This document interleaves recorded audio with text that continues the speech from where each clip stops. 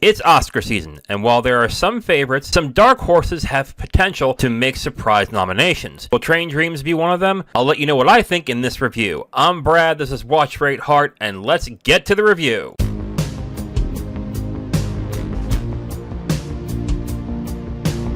There were once passageways to the old world. Strange trails, hidden paths.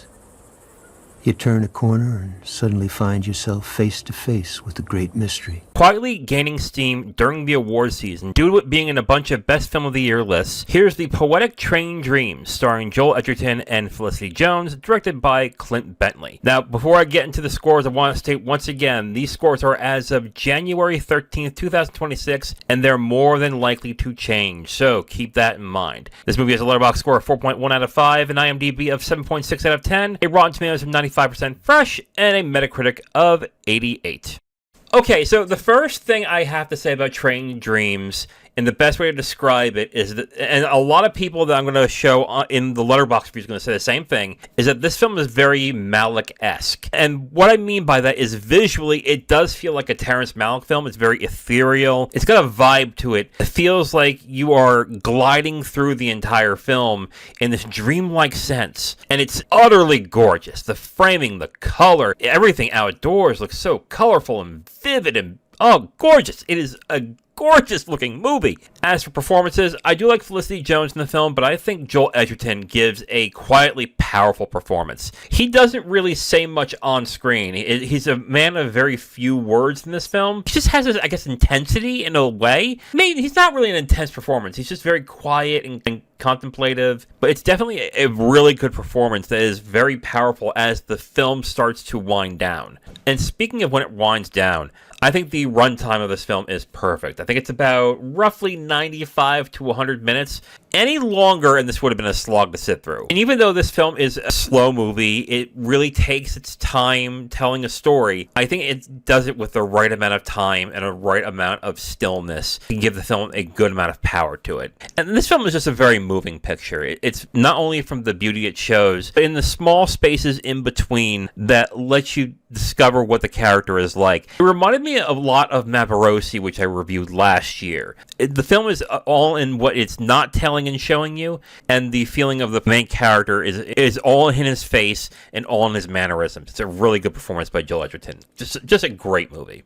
So overall, I'm going to give Train Dreams 4 stars out of 5 with a heart. Beautiful movie, very Malick-esque in the way that it looks. Just very colorful, very vibrant, beautiful framing. And the outdoors look so good in this movie. And Joel Edgerton gives a really, really good performance. Very quietly powerful, very understated, but a very good performance in this film. So overall, I give Train Dreams 4 stars out of 5 with a heart. Check it out on Netflix if you have not seen it. Now, in every episode of Watch Rate Heart, I not only give you my opinion of films that I'm watching, I'm also giving you the opinion of the people in the Letterboxd community. Let's start with Seth Reviews. Seth Reviews gives it 4.5 stars out of 5. And Seth says, impossible not to feel each chop of wood, leaf crunch, and bird chirp within the seemingly unending landscape this sets itself in. Absolutely. The film just has this feel to it that you are actually outside. It's beautiful. I haven't seen many films in recent years that use their surroundings as an anchor quite as effectively as this one. In its loneliest moments, something weirdly akin to Agir, The Wrath of God,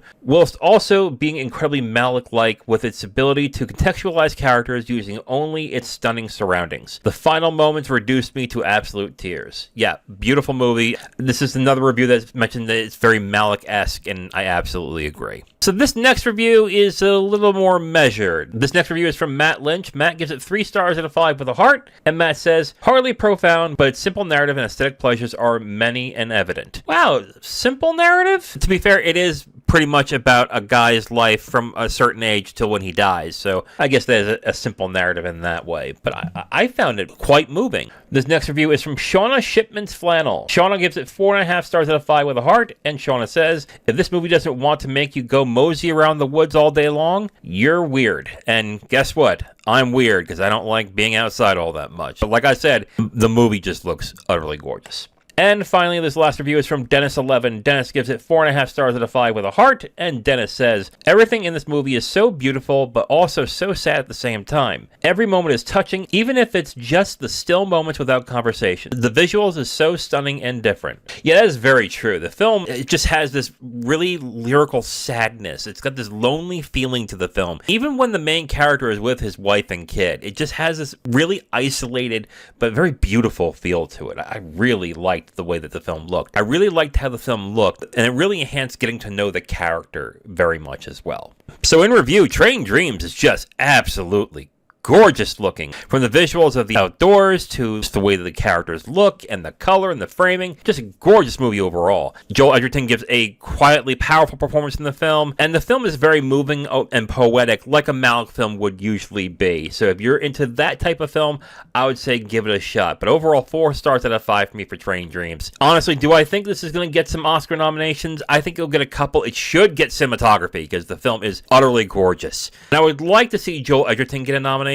I don't know if that's going to happen, but really this is a very beautiful and very moving film. And if you haven't seen it, check it out on Netflix when you get a chance. And that is it for this episode of Watch, Rate, Heart. But before I go, as always, let me ask you a question. What is a film that you would like to see get some Oscar nominations that is considered more of a dark horse? And what do I mean by dark horse is that it has a long shot of surprisingly getting some nominations. Think of Andrea Riseborough for To Leslie, Best Actress a couple of years back. That's a dark horse pick. If you liked any of the reviewers I've highlighted in this episode, you can check out the video description for a link to their Letterboxd profile, and be sure to give them a follow and let them know that Brad from Watch, Rate, Heart sent you. You can follow me at Letterboxd and X at Watch, Rate, Heart. Please like and subscribe if you enjoyed it and share with your friends. I'm Brad from Watch, Rate, Heart. Thank you for watching, and remember, we all watch and rate movies, but you give them the heart that makes them live forever.